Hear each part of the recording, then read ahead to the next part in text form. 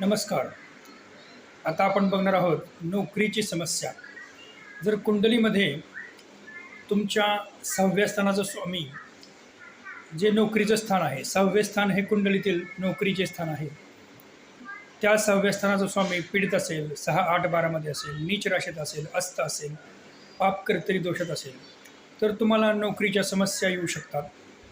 तसेच तुमचे कर्मस्थान म्हणजे कुंडलीतील 10वे स्थान ह्याचा स्वामी जर पीडित असेल, 6, 8, 12 असेल, नीच राशीत असेल, अस्त असेल किंवा मघा, ज्येष्ठा, मूळ ह्या नक्षत्रात असेल, तरी तुम्हाला नोकरीमध्ये संघर्ष करावा लागतो.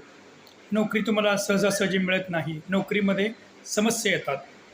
तसेच कुंडलीमध्ये नोकरीसाठी जे कारक ग्रह आहेत ते म्हणजे सूर्य, बुध, राहू, आणि शनी. हे ग्रह जर पीडित असतील तरीही नोकरीच्या संबंधित समस्या येतात.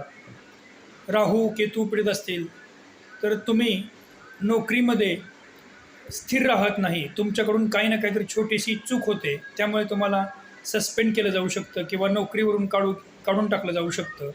सूर्य तुमचा जर खराब असेल तर तुम्हाला नोकरीमध्ये संघर्ष करावा लागतो. नोकरी सहजासहजी मिळत नाही. शनी जो आपल्या डेली इन्कमचा कारक आहे, नोकरीचा कारक आहे, तो जरी कुंडलीमध्ये खराब असेल, पीडित असेल, तरी नोकरीमध्ये अडचणी येतात.